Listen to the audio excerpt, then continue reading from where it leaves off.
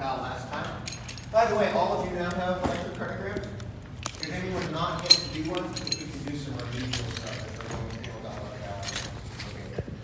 So, little feint here, but I think we can figure it out. Boy, that one almost lines up with the big thing there. So, Chandy, watch. We're going to only use the big boxes. So if that's your reference, we have to, in our mind, pull it back to here. Count it with me. 300, 150, 100. And then if you pull this way, so that would be 75. And it looks like it's faster than 75, right? And we'd actually pull it by about that much. So it's up around 85. It's a reasonably fast resting rate. Is that all making sense? Okay, let's do another one. Let's see, I brought my magic wand. Oh, cool. All right, here's another one. That lines up really nicely. Good thing. Ready? 300, 150, 100, 75, 60, 50, and that's about 52. So what would the diagnosis be? You already have one diagnosis already. What is this? It's a bradycardia of some kind. We haven't decided if it's a naughty bradycardia or an okay bradycardia. What is bradycardia? And here's one. Trying to find where it lines up. So fast. Here, this almost lines up right there. So you ready? And we can never even count either direction. Ready? 300, 150, and notice it's a little narrower than that. The first box, faster than 150. It's really curvilinear here. 165. This is 165. So if this person is not exercising, something is all messed up. Right? If this is me on the bike ride around the club yesterday, it's like, good, very good. If it's me laying on the Barco lounge or at home watching TV, bad. So context really does matter in electrophysiology. This says here, all examples are sinoatrial. How can you tell?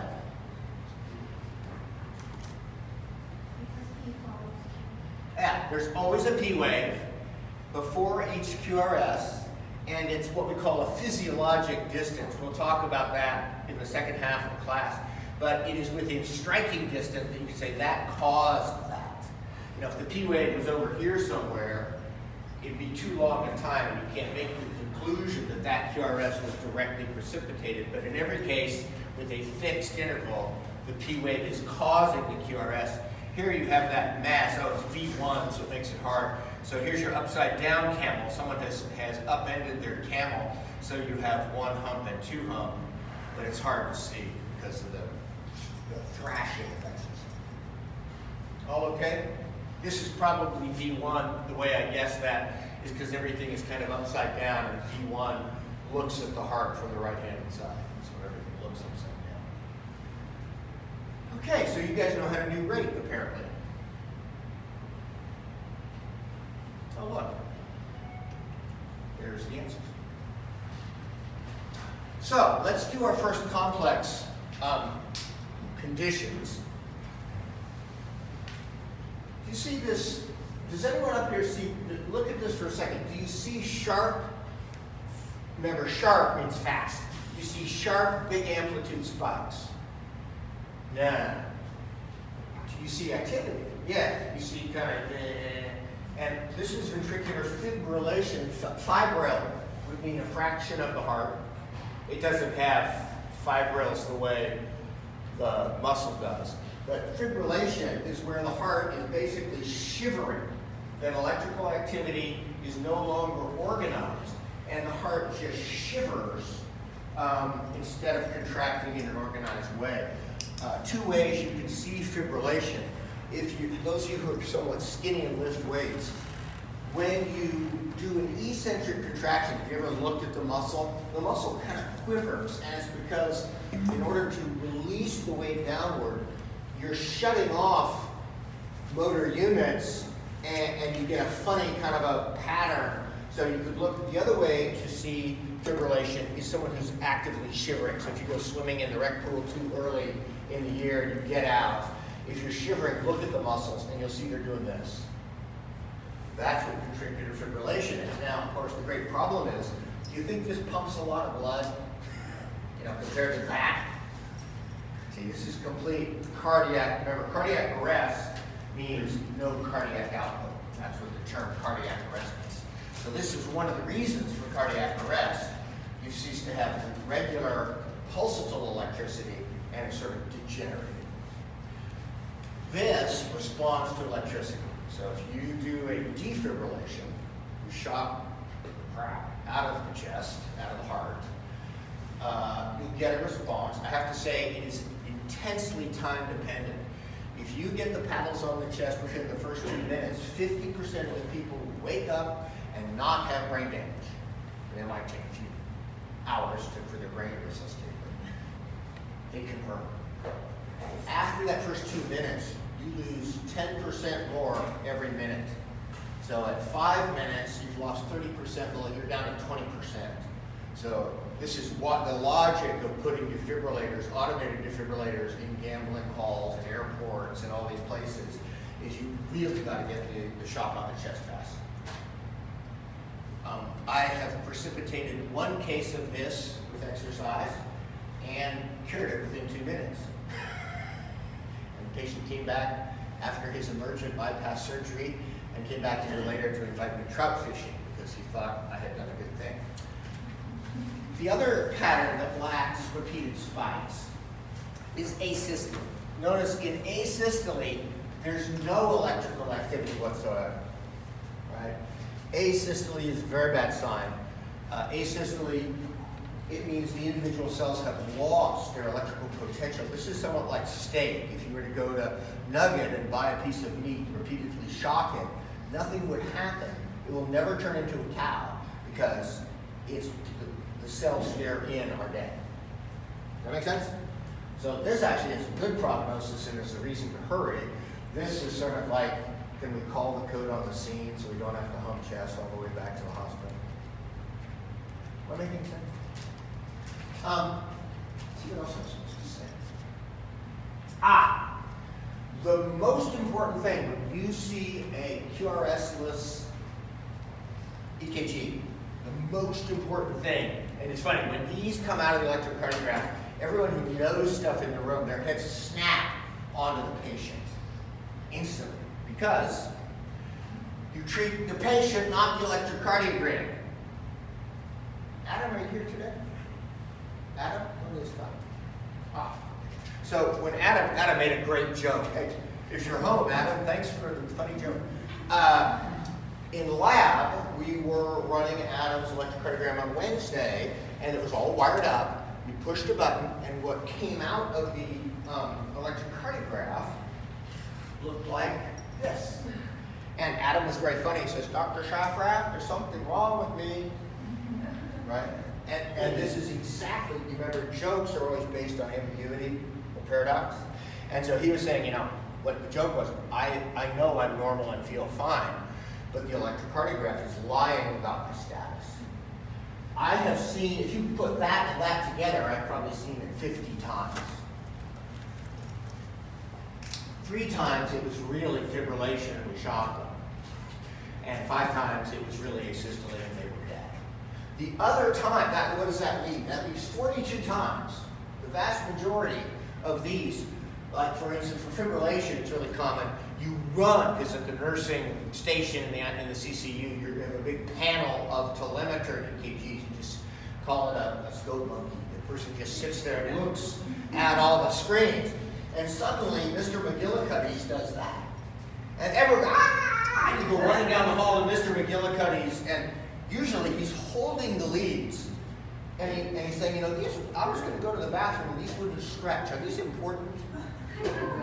Are you with me? So, is he really in defib? Now, what does someone who's in defib look like?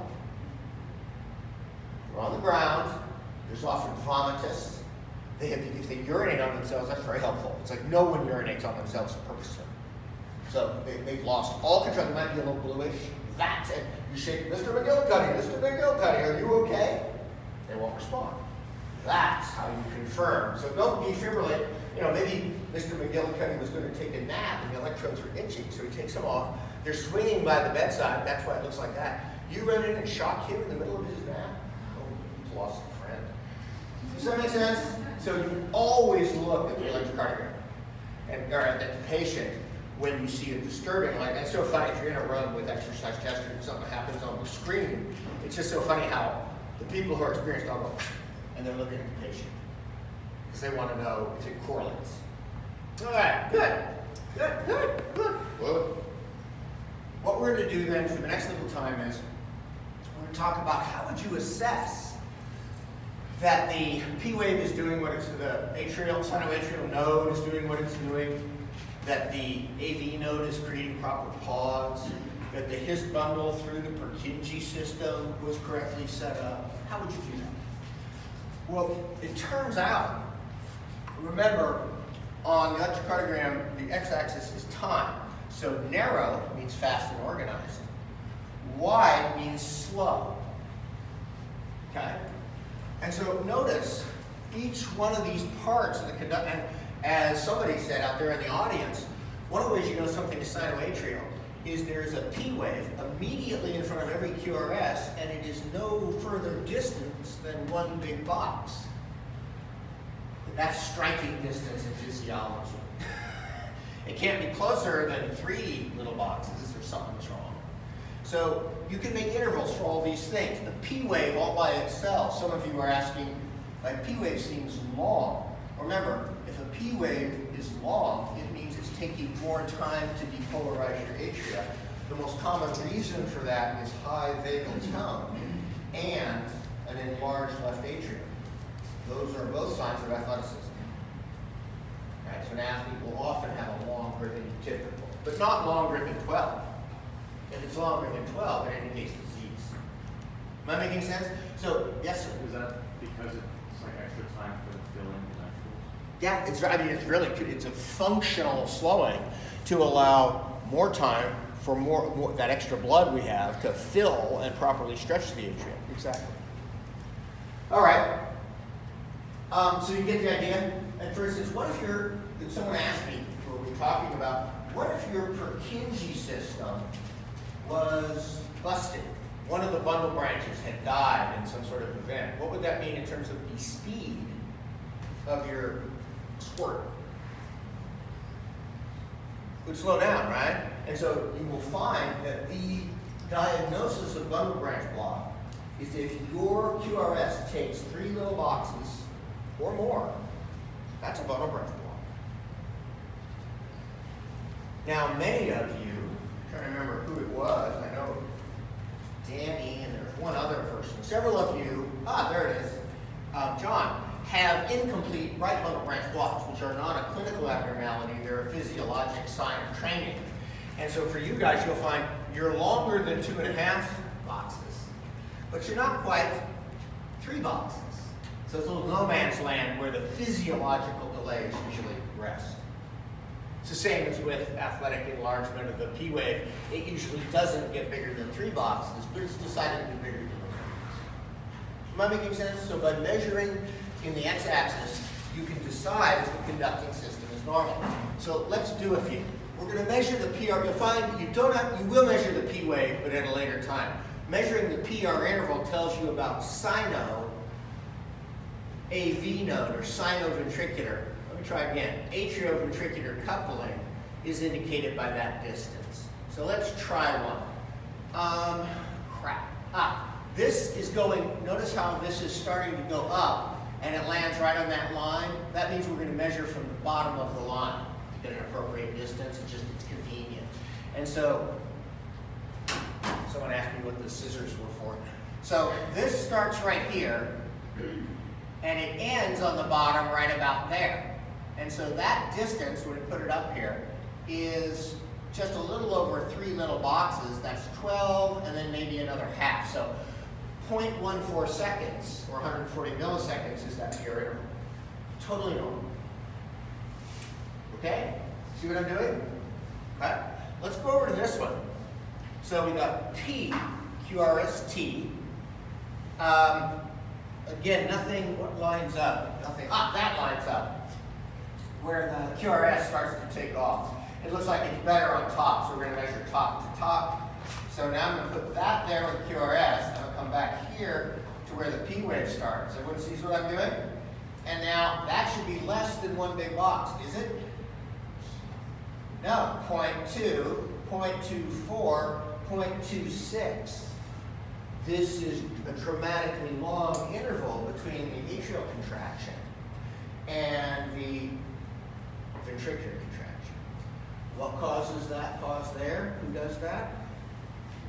AV node. And so this is what's called a first degree AV block, where the AV node is doing its job. It's just doing its job a little too well. You know, it's still conducting every P wave, creates QRS, but the AV node is being a little over scrupulous.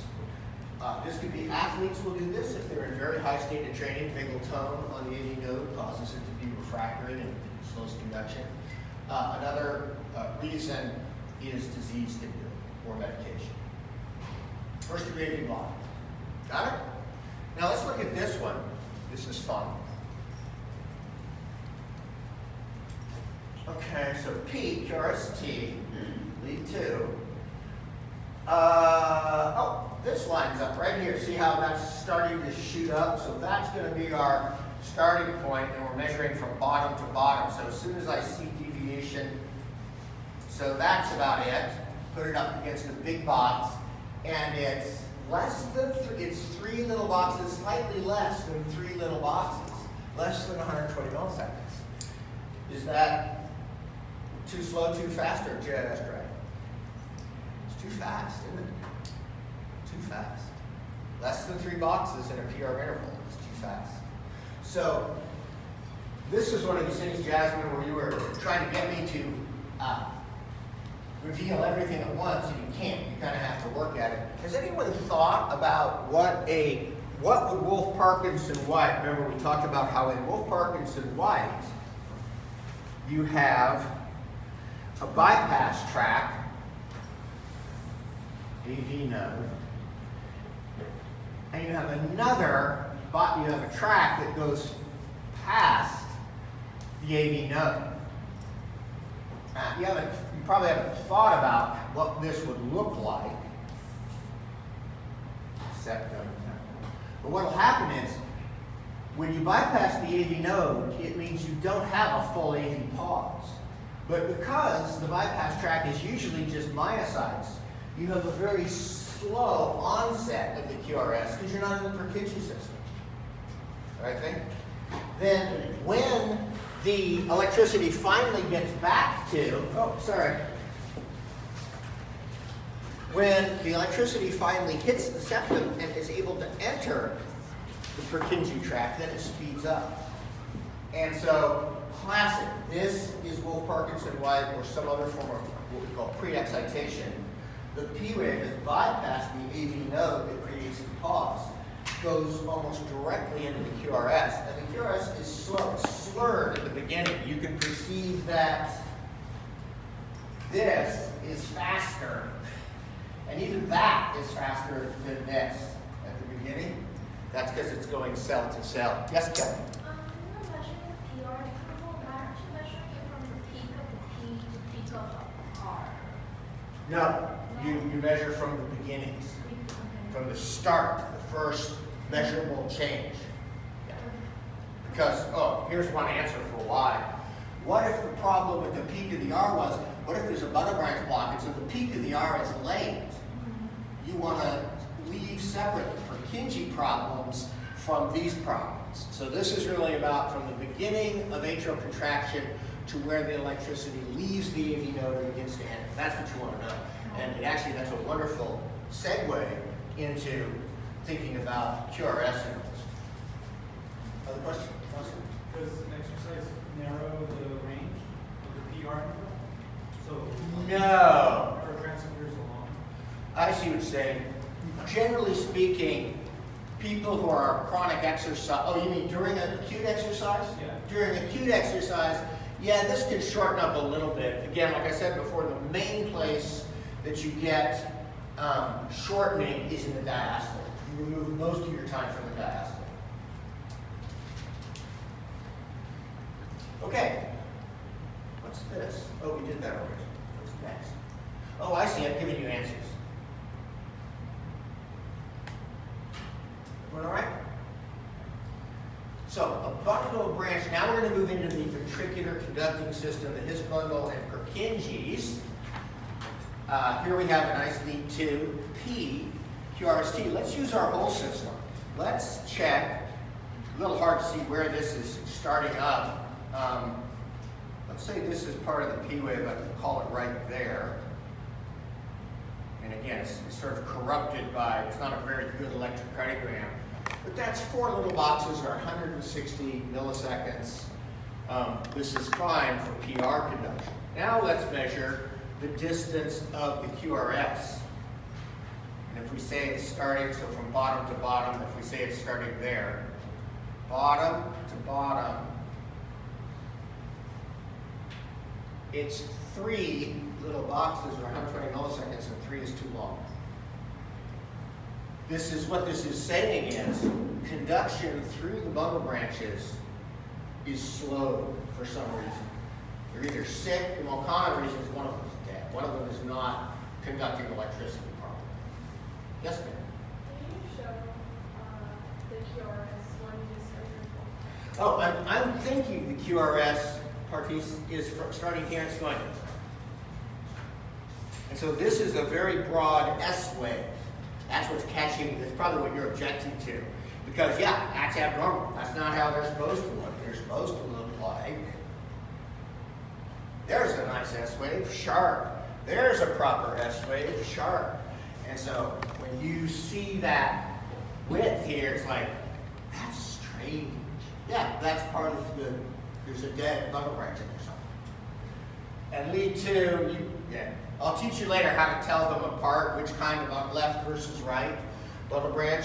You're not ready to learn that, and I don't want you to learn it, because what will happen is you'll start to focus on that rather than saying, is there a bundle branch? It's far more important to know that there is a bundle branch, then you decide what kind it is. And while the kind is determined by shape, whether or not it's actually there is purely a numerical measurement of duration. So let's measure this one. Lead 2 again. Probably a different kind. See, that has a big wide S wave. This has a big broad shoulder on the R wave. And a weird little terminal thing. If you measure this one as starting, let's have it, because here's the line. Let's have it start on that little line, and then it goes to there. So this thing is approaching 4 little boxes. It's about 150 milliseconds, 0.15 seconds. Oh, that's way too long. Yes? Show what? Yeah, I can try. Oh, here's a good one. It appears to have, see this little,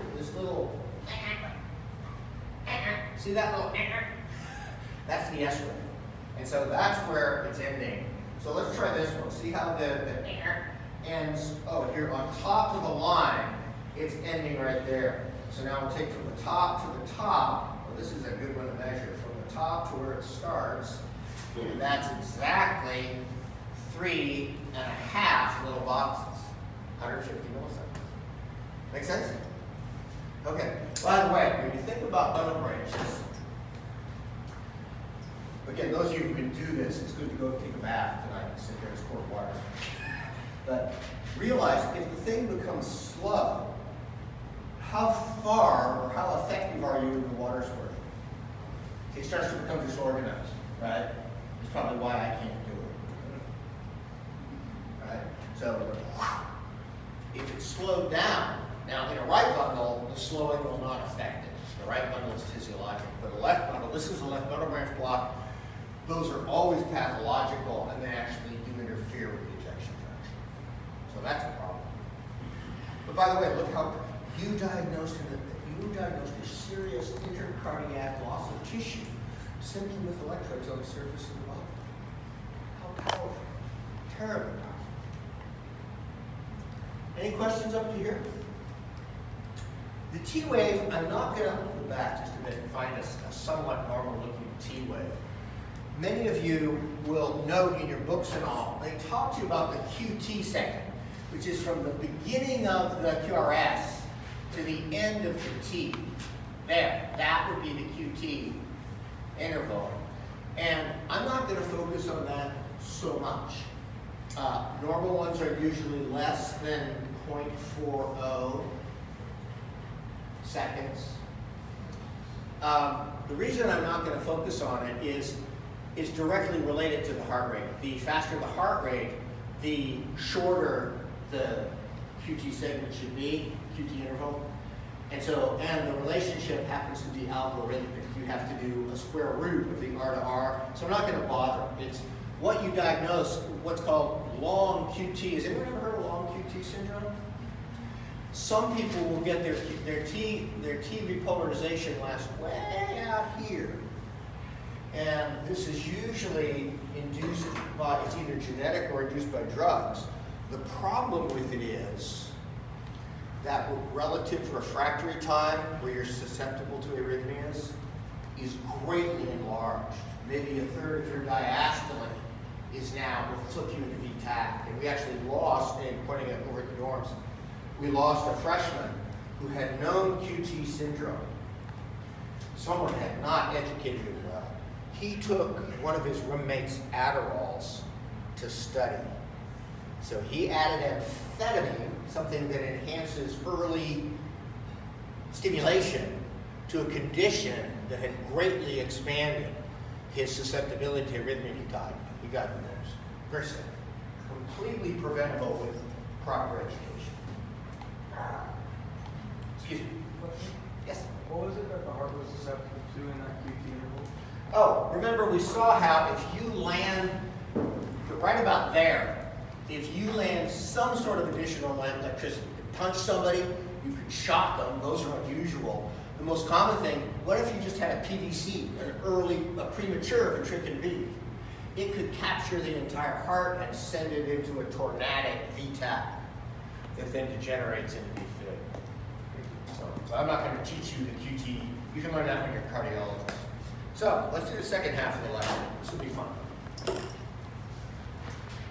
Several of you were upset because I think your homework actually asks you to find your quadrant in which your ventricular axis is moving.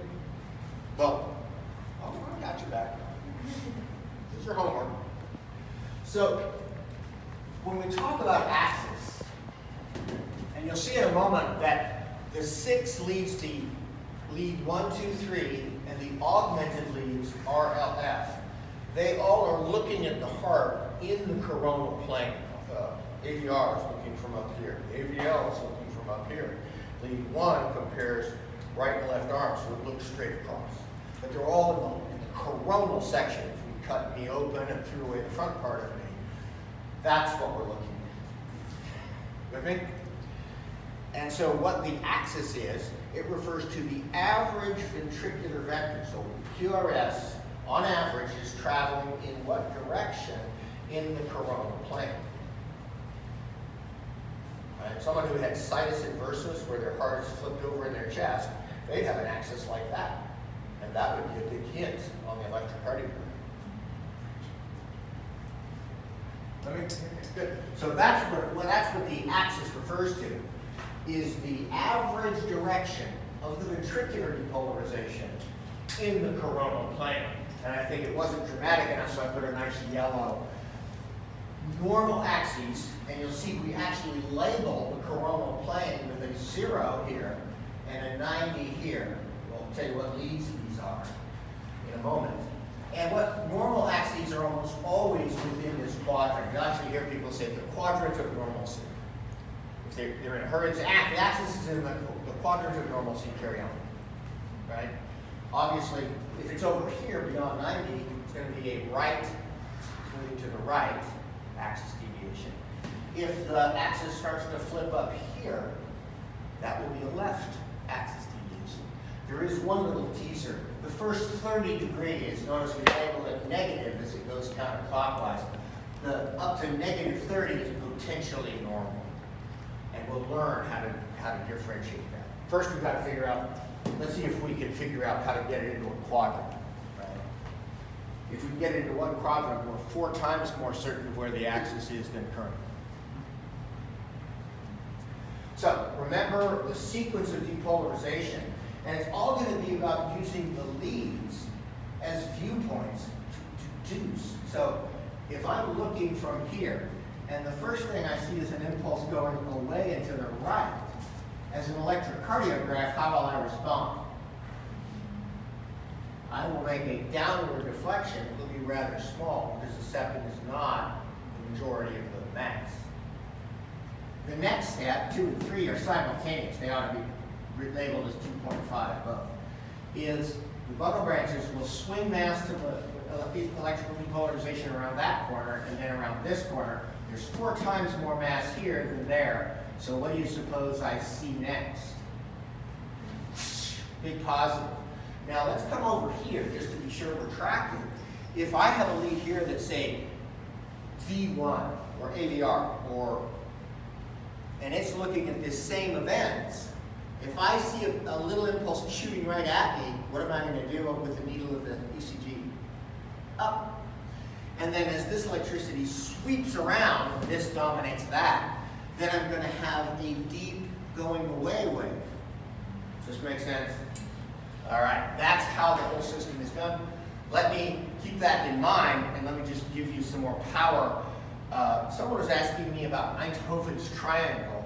Remember, Einthoven was sitting with his arms and feet in buckets of water, and he rapidly realized that as he compared electrical potential, if he compared his right arm as the positive lead, and the left, I'm left-handed, so to me that's right. When you compare the left arm as the positive lead and the right arm as the negative lead, that will give you a axis, a vector that is basically horizontal. And one of the things he realized is that because you're measuring it down here, if your hands are in a bucket of water, that the vector stays the same. So you realize, it's more convenient when I think about it rather than thinking with my crotch vector, than to pull it up on top of the heart.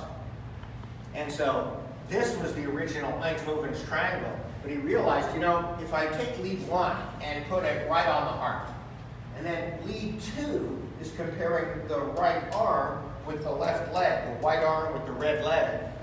So it has an axis like that, which comes out to be about a positive 60. There. And he realized, again, I could move that, because the vector is the same, I could move its overall positioning on top of the heart. So notice how you're starting to get a hexaxial system. You're starting to get a flat thing where you can use leads. Now, you may have been wondering, what is this AVR thing? What is AVR? What these stand for? Augmented voltage from the right arm. An augmented voltage from the foot, left foot, right foot. Am I making sense? So how would you augment a voltage? This is the only electrical engineering you're going to have to know.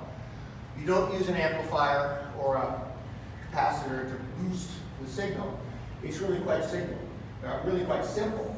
What you do is, say to get AVF, you take this as the positive electron, and then you take every other electrode on the body and define those collectively, electrically. You combine them and say, that's the negative pole. So all those combined electrodes, they center on the heart. And so what happens if you compare this as positive and this centered on the heart, you basically get a electrode or viewpoint that's looking straight up. So if you look at your augmented leads, they tend to be shifted by 30 degrees. So if this is the left arm versus the right arm, if you say, let's look at the left arm versus the center of the heart, it shifts upward. Indeed, that's what AVL is. See how that moves? If you compare lead 2 was the right leg compared to the left leg compared to the right arm. But if you shift it to be centered on the heart for your negative, then it becomes AVF. So all you're doing is recombining the information, making a central negative, and you get this system here. And you will eventually learn this on your quiz and probably on the midterm. I'll give you this figure because you don't need to memorize it forcibly. By the end of the class, you just know it. So here's the system. lead 1 is at 0 degrees. The augmented voltage from the left arm moves it up onto the left shoulder, and you get an axis of negative 30.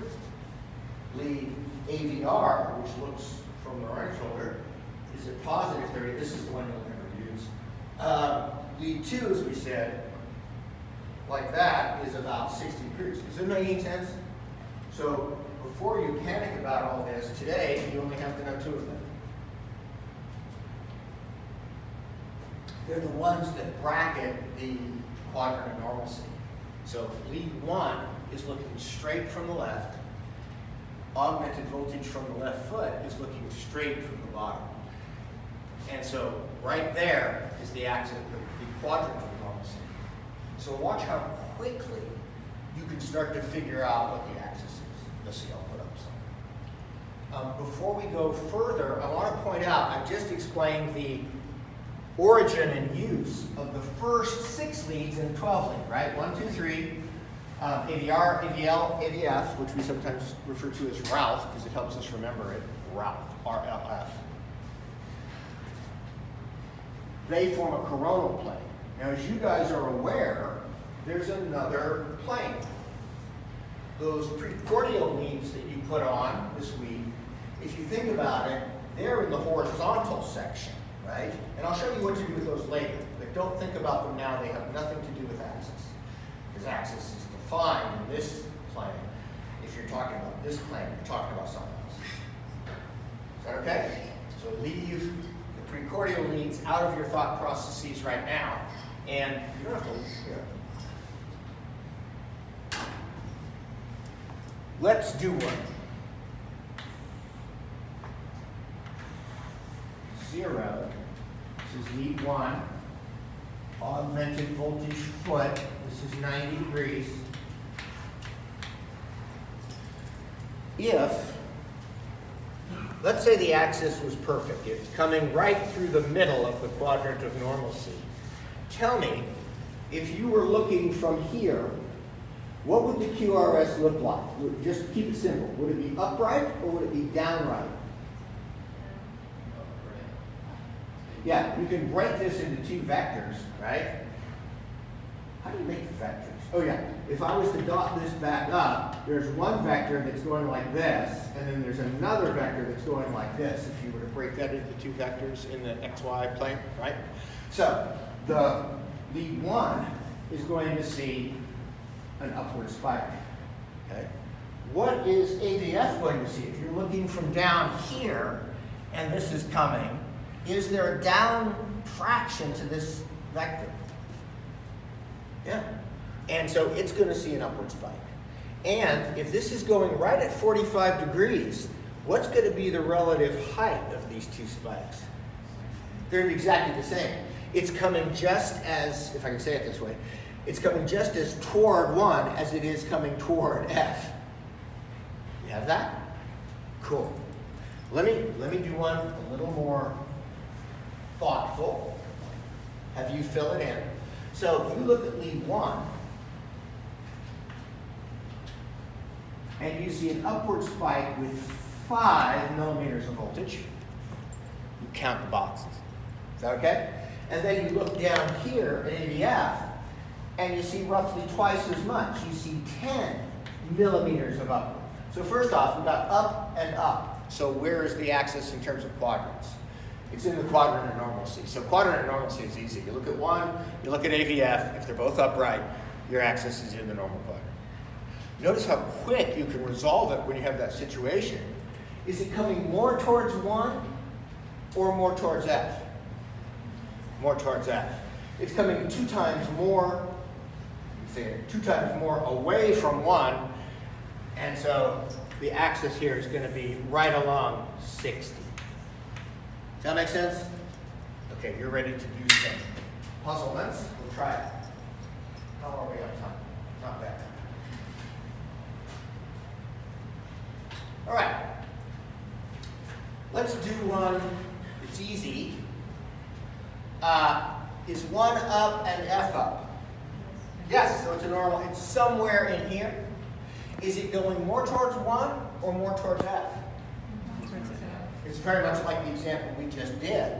And so I would say that's like 3 boxes. You use total volume, so that's a little wider. This is at least twice that, so it's somewhere, it's probably a little beyond 60. Again, if you're within 5 degrees or 10 degrees, you're fine. Let's do one that's a little harder. Ooh, good one. Look at B. Is it going towards 1? Yeah. So if it's going towards 1, it's in this hemisphere, right? Anything that's slightly pointed towards 1 will go up. Then is it going toward F or away from F? Going away from F. So it's in this hemisphere from 1.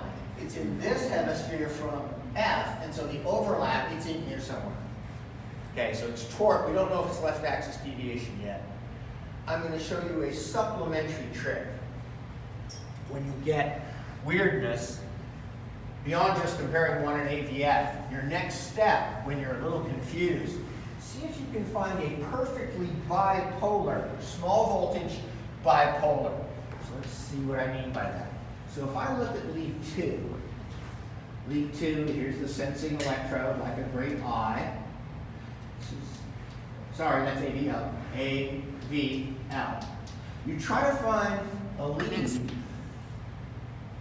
that is bipolar. So you just look through, and if you see one where the QRS looks like this, it's sort of up and down and very, very small. What this is trying to tell you is that from this viewpoint down at lead 2, it's telling you it's looking up, and it gets a small amount of uptake as it becomes like a Doppler shift. The electricity is coming and it's going neener, neener, neener, neener, neener, neener, neener, neener. So it'll pick this up as up. It'll pick this up as down. But because everything is moving perpendicular, it's going to be really small voltage. So does anyone see a small bipolar QRS in B? Where is it? This means the axis, so our quick isolation from 1 and F says it's up here. And the reason that's troublesome is the first 30 degrees are normal, and those 2/3 are deeply abnormal. And so we need to resolve it. Well, you just said, look at lead 2, and it's bipolar. Lead 2, that means if lead 2 is bipolar, it means that the axis is traveling perpendicular, and you'll later on, you can measure it right now, but later on you'll know what's perpendicular to what. This means the axis is traveling right along -30, which is the outer limit of normal. That's a borderline left axis deviation, and you want to see why was the vector shifted up there. Am I making sense so far? That was a hard one. Let's try one more, and you can do the rest of it yourselves. Let's do D, because it's quite funky. Okay, is the impulse coming towards 1 or away from 1? Away. And that would put it immediately, just from looking at 1, it's somewhere in this hemisphere, which is pretty much abnormal everywhere. Then, as we look at F, is it coming towards the foot or away from the foot? Toward. So 1 says it's over here. F says it's here. The confluence of that is there. It's a right axis of some kind. Once you get it in one quadrant and you have positive spikes, you can actually measure that, this. These two to me look almost the same height. There's that height. There's that. Yeah, they're almost the same height, which means it's coming straight down the middle of the right axis deviation quadrant. It would be 135 positive degrees. Make sense? Start to see it? That's really abnormal. Something is probably enlarging the right heart. Oh, I should tell you what causes axis deviation is the last thing we do. That'd be a good thing to do because we're out of time. Axis deviation moves away from dead tissue. So the one we just did, right axis deviation, if someone had a large left heart attack, where is the remaining living tissue? Towards the right. So axis deviation goes away from tissue loss. Can I just write myocardial infarction, MI, away from dead tissue? The converse of that is it goes towards the enlargements. So you have an athlete who's doing a whole bunch of work and has enlarged their left atrium and left ventricle, the axis will often be pulled towards the left. Does that make sense? And then the last one, I'll have to look this, so that's towards increased muscle mass. And the last one is a bundle branch block tends to pull the axis towards it.